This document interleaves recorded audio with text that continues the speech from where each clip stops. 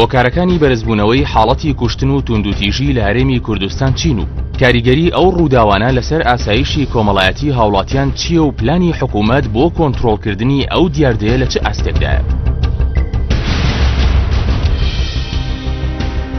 هاتنی ئاوارەکانی خۆراوەی کوردستان چ کاریگەریشیە بێت لەسەر دۆخی ئابووری و بازاڕەکانی هەرێمی کوردستان، بەتایبەت پرسەکانی بێکاری و نیشتەجێبوون و گرفتەکانی دیکەی هاوڵاتیان زیاترەکات؟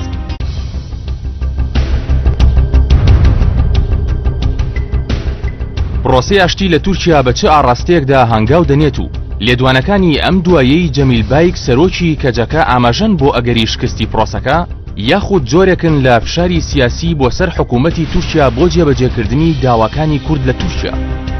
مانشێت شەوی هەینی کاتژمێر 8:05 لە NRTەوە پێشکەشتان دەکرێت.